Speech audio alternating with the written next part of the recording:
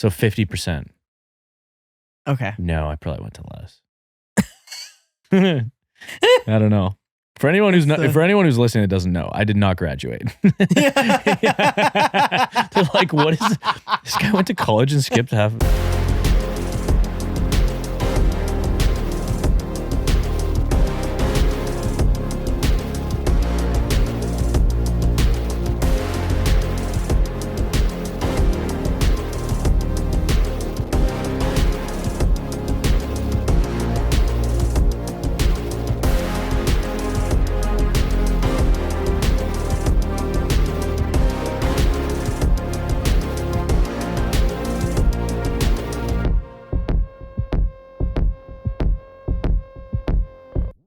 So you know what we who we had a call with last night?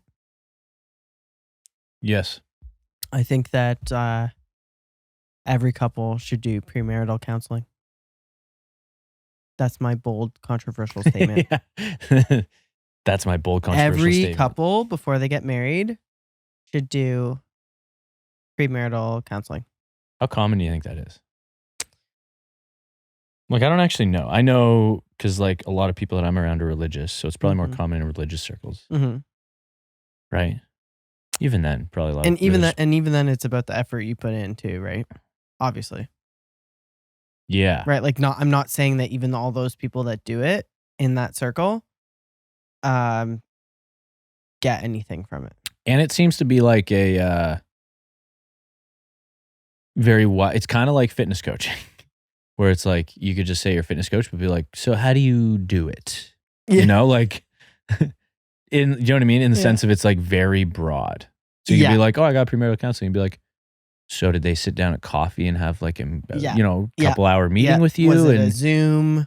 Was it not even just logistics, but it's that. But also like, what was the program? Like, how intense was it? How whatever. Yeah. And like, how deep was did the they go? person that did it qualified? Because there's no governing body for premarital counseling.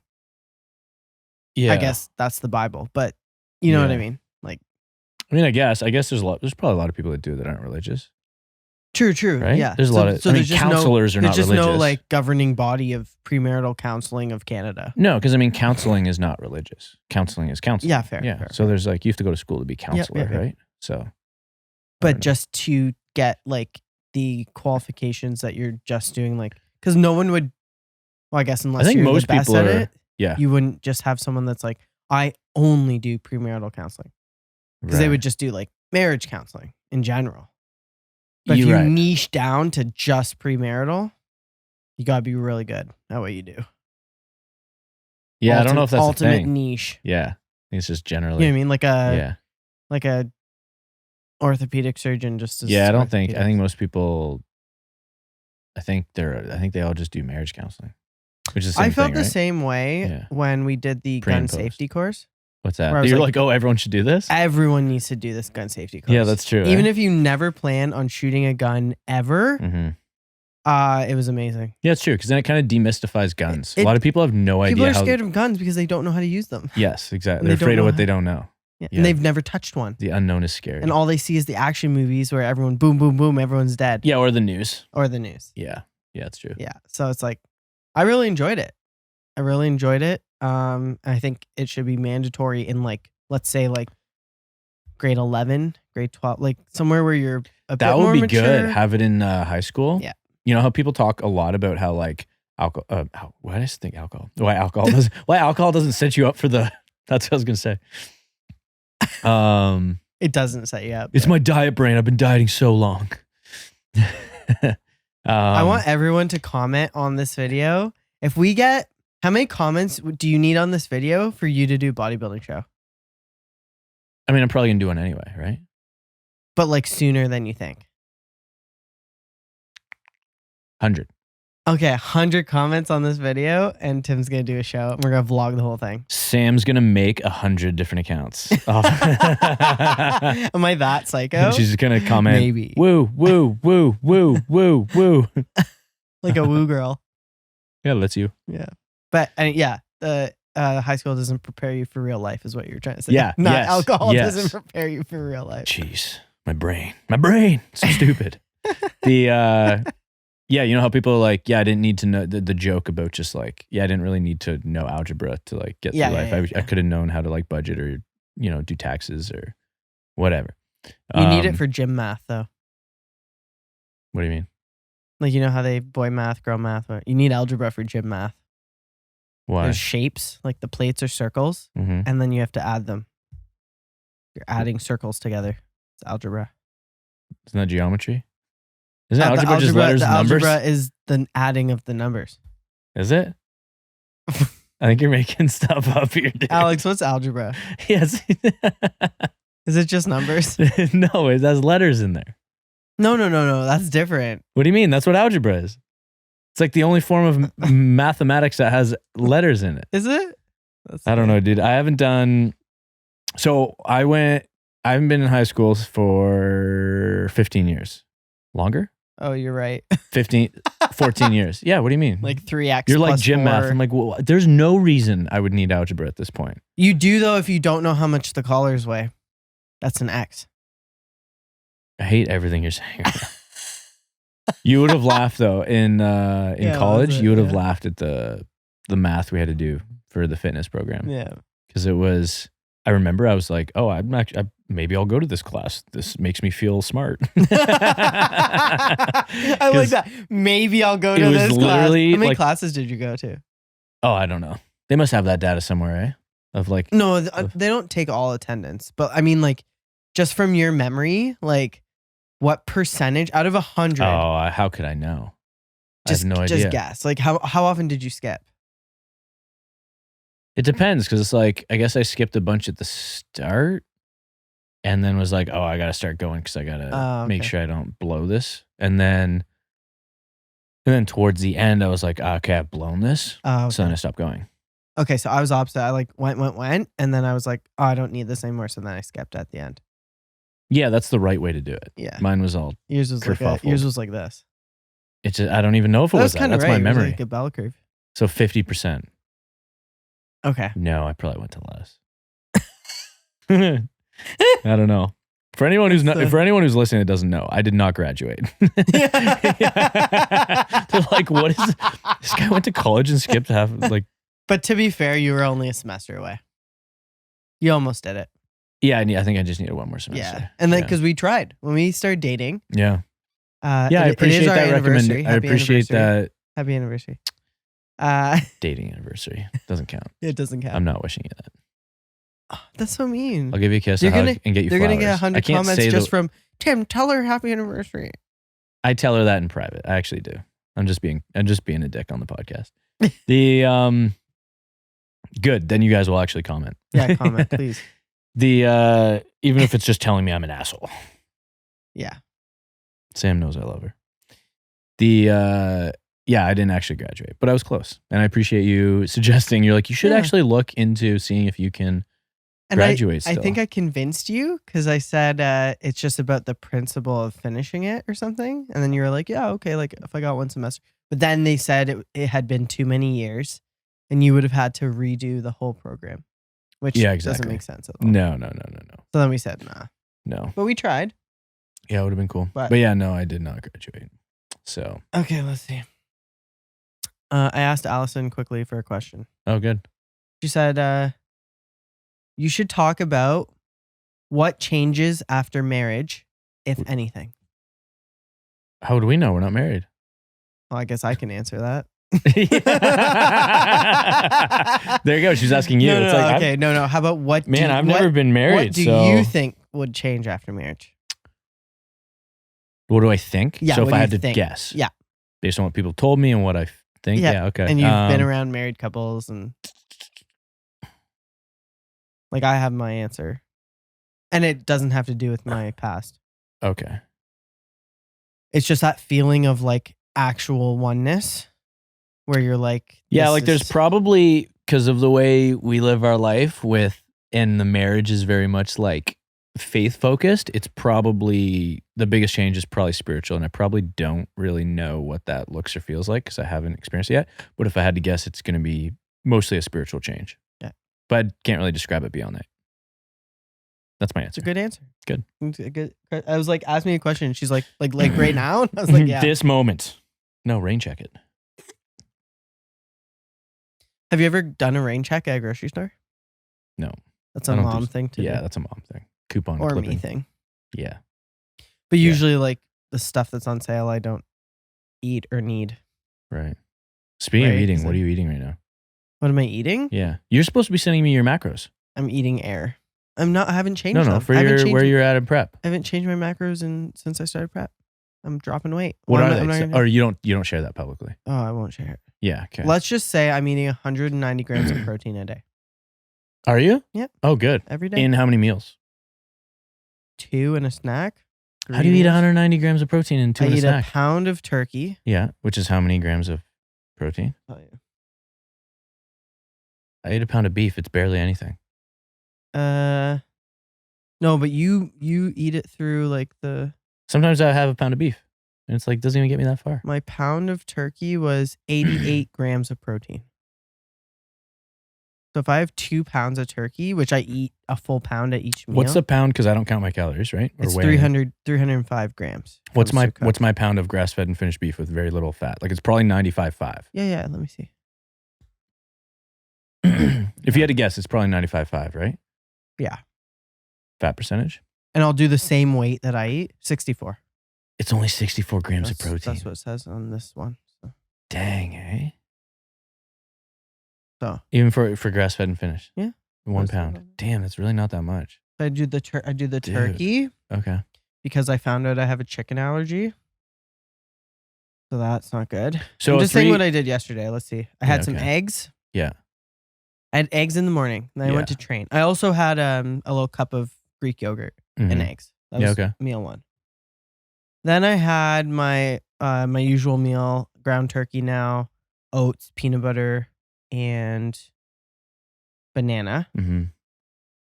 And then I had that last meal of those little English muffin sandwiches. Those look good. And an apple. Do you get most or all of your lifestyle clients to weigh their foods? Yes. Have you had instances where they're like overwhelmed? They're like, oh, I've never done that before. Or they just straight up don't follow it. They just won't weigh their foods. Which is fun. Like they don't even follow the meal. Like they won't even eat for someone that's like just kind of getting in the groove, all I do is I'm like, just tell me every day what you eat. And then So like I had my client, she's an avid listener of our podcast. Sherry Bennett. I'll give her a shout out because she'll love that. Shout out Sherry Bennett. Yeah. She's just starting her journey. She's killing it. Dope. And then yesterday, so something she was doing was just like eating out a lot because it was like a time issue. Mm-hmm. So yesterday she had to drive into Toronto for work. And she only goes in, occasionally, but then she hadn't eaten, but she had to go train. So she was starving. So I was like, okay, if you have to get something, get like a shawarma or like a meat and rice or whatever. And then just tell me what you get, whatever. Yeah.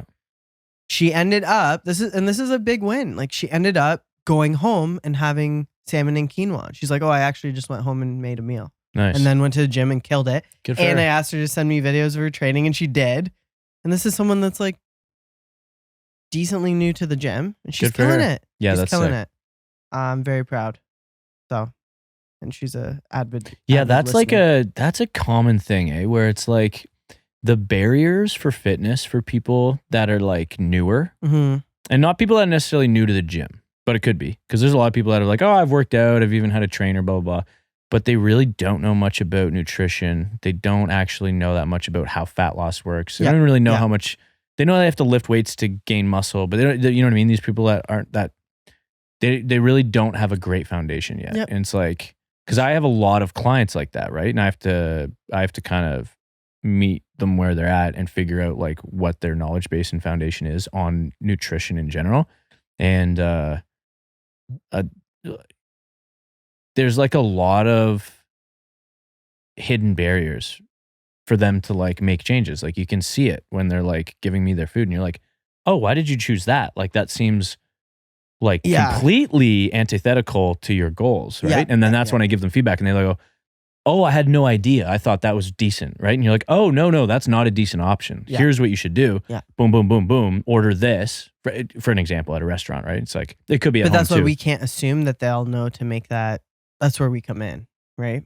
Yeah, of course. No, Yeah. that's why But they she send said that's she why actually- they track their food and send it to me, right? Yeah. Because then I can actually be like, Yeah, oh yeah, no, good thing you track your food, because we wouldn't know you would eat this most. Like, this is an option you would choose if you're trying to, make a good decision. It's like, this is not a good decision. Like, this will not help you long term. No wonder you're spinning your wheels and like not making any progress. Here's what we need to do. And I can still give you a recommendation on like how to make food at home or meals to eat out if you need situations where that's appropriate, and make food taste good, right? It doesn't have to be like, you don't have to eat zero food out, although less is better if you're trying to get healthier. Yeah. Or lose weight. She said her biggest barrier was actually the water I wanted her to drink. She said she drank like zero water. Yeah, that's a common one. Right? Yeah, a lot of my just clients don't drink water. Yeah, it's very hard. It's like, and when they say like, oh, I just don't like it, I'm like, I'm sorry, like. Yeah, I mean, I don't either. Yeah, like, you water have to doesn't do- taste yeah, good. it's There's no like- taste. No one likes water. Like, just have to do it. you like how it quenches your thirst, but like, you're not drinking water being like, the taste of this so delicious.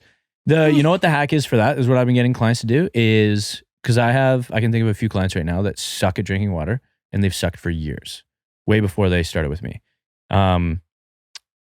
I tell them, you're going to front load your water. Yeah, that's what I say. Yeah. So it's First like thing when in you the wake up in the morning, just chug it till your stomach hurts a little bit. Don't be crazy, but like literally chug it till you're full, right? And then go about your day, and then okay, I just took down half a liter, whatever. Yeah, then That's you're good. already 500 ahead. mils. I do that with myself. Me too. And then So it's a few hours from that point, do another big chug. I think a lot of people think they have to be sipping water constantly. It's like, you really don't. I tell people, set an alarm in your phone if you have to. Like, if your reason is you just go about your day and you're actually forgetting. Actually, yeah, that's right. Set an alarm. It might seem silly, but it's like, it's also silly to just have forget to to do drink it. water. You just So have to. yeah, just be speaking realistic. Just be realistic with like strategies that are actually going to work, right? It's like a big jug. Yeah, I mean, you could do that. I give that recommendation for most of my clients when they start up, where it's like, hey, get a 2-liter jug, fill it up once, start there, right? Finish 2 liters by the end of the day, start there. But for people that don't too, even when you remember it, just go upstairs. If you're in the basement, go to the kitchen, whatever, and chug a bunch of water. Go pour a big glass and just chug it. It's such a boring, annoying recommendation, I know, for like people to hear that. But it's like, it really does help if you're someone who doesn't drink water regularly. If you're someone who drinks water, it's like, you probably don't need to think about that. That's not your lever that's going to make changes. Like for you, it's probably going to be output problem. You know what I mean? If you generally eat healthy, it's probably someone who doesn't move a lot and or has some poor habits within the healthy eating, where it's like, a good example for that would be like, breakfast is decent, lunch is okay, sometimes maybe not, dinner's fine, probably most of the time. Sometimes maybe it's at a restaurant, sometimes not, but then evening. And then it's like snacking in the evening. That's like a big one. That's the downfall for majority of people. Yeah, a lot of people. It's snacking in the evening. Yeah. That just doesn't stop. Or a lot of folks have like a lifestyle where they go out and have wings or pizza, or go out to a restaurant and they'll have like, a pint of beer with it or a glass of wine, which is fine, but it's like, that's all adding to like another thing where it's like, you're having a pound of wings, you have some pizza. The wings are also with us, like coated in a sauce and breading, deep fried. Sometimes Then you're dipping them in ranch or blue cheese. The Caesar salad. What's that? Caesar salad Okay. with the wings. Sometimes you get Caesar salad, and Caesar salad's got 1 million calories. Sure. even though Yeah, it's the a whole salad. thing. Yeah. Right? Yeah, Like yeah. if someone sent you a picture of a massive Caesar salad with like no chicken, Mm-hmm. and they were like, I got a salad for dinner, you'd be like, no. Yeah, it's funny. You know what? I've never had a client do that. Yeah, because I think they know. I think so too. I think I also, I've started to select for clients that don't eat tons of greens, because I don't, maybe. Maybe. It's like, but a lot of them do eat greens, and I recommend them to eat some greens, but I also don't put a massive onus on that. It's like, because I'd group that in with like greens, fruit, general vegetables, anything that's micronutrient dense. I would kind of group that in. Yeah. Fibrous type foods. So it's like, you don't have to just have Fiber like, count. you don't have to just like eat meat / protein with salad. Like salad is weird that salad became this like quote unquote healthy Yeah. thing when it's like, it could be healthy or it could not, but also there's a Exactly. million other healthy things Exactly. you could choose to eat that are very nutritious you know? Salads could be like very high calorie. Yeah. Which inherently isn't unhealthy unless it's going against your goals and putting you at risk of, health problems via whatever. Right? Yeah, just being overweight. Yeah. Yeah, 100%. So. Yeah, it is a great way to trick people. I think something that I've noticed, I talked to you about this yesterday, I think, is something that I noticed that was quite helpful. Yeah, yesterday. Because something on my plan that I've set, because I'm approaching this cut with the exact same approach that I would any of my clients. So same thing as my anti-diet program that I take clients through, which is like not weighing food, not counting calories, no crazy cardio, no weird diet rules, so it's like, it's all based on habit, lifestyle, and behavior change. And so on one of the strategies I'm using on my plan is to let a little bit of pressure out of the valve per se, is like I'm having 2 takeout meals per week. And I had one last night, right? And I went and got chicken, made my own rice because I like the chicken from the place I got it. So I made my own rice because I like my rice better. Had the chicken and rice. And that was like one of my 2 treats, I guess, right? For the week. And when I went to get the chicken, we had a call booked at 7 p.m. and I went to get the chicken at 6-ish or something like that. Yeah, just past. And so I was like, okay, we got to call at 7. I don't even know how long this call is, but it's probably around an hour at least. Could maybe goes out longer. I'm getting this at 6. I'm already hungry. Not like starting like, oh, I'm going to be hungry. I was like, oh, I'm straight up hungry. Like this is meal time if I wanted to eat when I'm hungry. I'm like, damn, like we don't have a call for another hour. Then that call's going to go for an hour. So that's 2 hours. It could go longer. So I'm probably not going to eat for, you didn't want to shove it down at 6:30 because you wanted to like enjoy it. I wanted to enjoy it after and look forward to it after. So then I'm like, okay, so, and also I'm dieting. So if I can push that meal, that's a good strategy too, right? If I can push it. So I'm like, and so I didn't overthink it, although these are the thoughts I'm going through, but I'm going through them quickly, right? As one does. I'm like, I went and got my chicken and I'm driving back and I'm thinking about how chicken's right there, smells really good. I'm hungry, actually really hungry. I know I've been in a deficit. I jacked up my steps because that was one of the changes to my plan I took this week. So my steps have recently gone up. So my output's higher than usual. Food stayed the same. So I'm like, I'm feeling hungry for real. And I'm like, not struggling at all with not eating the chicken. I'm like, oh, I want to eat it for sure. I remember thinking like, I would eat that if I could for sure. But then I was noticing that I'm like, this is probably where a lot of people fail, and is just from the aspect of like, they feel hunger and then they eat, even if they're on a plan or not. And I was realizing that, why is this easier for me in this moment? Because like I have my challenges for sure. But then I was thinking, one of the reasons it's easier for me is because it's a binary hard set rule without too much flexibility. So I took the flexibility out instead of like, well, you could have it if blah, blah, blah, blah, or whatever. If you feel this way, blah, blah, blah, blah. So I had the option, but I don't have the option. I already told myself on the plan, like, you have this many meals and you're going to have, these are going to be the foods. You have 2 takeout meals. So I knew like I could eat that now, but then I wouldn't be able to eat later. And if I want to eat later, I got to wait. So I just knew if I want to eat later, I have to wait. So the fact that I knew that, I feel like just made it easier because I didn't have the option of like changing, do you know what I mean? The strategy in the moment. People fail at that because they grow to associate being hungry with low blood sugar, and low blood sugar scares them. It's a scary word. They're like, oh my gosh, I can't. Low blood sugar, I'm going to pass out. Someone said I'd pass out if I have low blood sugar. And someone said if I'm hungry, I have low blood sugar. So I have to eat. That is the thing I've heard before, yeah. And so I think that they take that hunger cue as immediately where it's not. Yeah, people think it's like if I'm hungry, that's bad. If you have low blood sugar, you will feel dizzy and pass out. Like you won't feel hungry. Yeah. Actually, if you have low blood sugar, you don't feel hungry at all. You feel nauseous. Yeah, I think that's a common one, right? To cope with that and be like, no, you're not actually. You're just hungry and it's uncomfortable. Yeah, because it's a whole different hormone that's making you hungry, right? It's leptin and ghrelin and all that stuff, right? All stomach. Ghrelin, not leptin. Leptin makes you not. Leptin makes you full. Leptin is secreted when you're full. Ghrelin is secreted when you're hungry. Yeah. But they work synergistically, right? Antagonistically. Leptin secreted. Like leptin secreted when you're full. Like this. Ghrelin is secreted when you're hungry. Yeah. Which is why you want to raise leptin levels in prep. because you want to feel if full. you want to feel full, yeah. Which don't have anything to do with blood sugar in the end. Yeah, it's So, like, there's a know? bunch of, that's a good example. And I've heard that before. I've heard many other ones as well. But it's like these things we tell ourselves. I mean, we hear it from clients. So putting my clients out there, but it's like, we're human. So we all have a tendency to kind of like find ways to justify things we want to do. And a lot of people don't deal with feeling hungry well at all. Yeah. You know, and that's one of those classic ones where it's like, oh my goodness, I have low blood sugar or whatever. It's like, if you haven't tested, then you don't know. Yeah. You know, and so you're just saying that. You're probably just uncomfortable. Yeah. You're hangry, you're anxious, you know, there are hormonal neurotransmitter effects that are happening physiologically within your body, but the emotional response that you have to feeling hungry, which we've all been hangry, that's a choice. Yeah. You're choosing to be irritable, you're choosing to be anxious, you're choosing to be obsessed with the hunger feeling. It's like, it's just hunger. It's not painful. You're going to be okay. Speaking of that, we should totally go eat.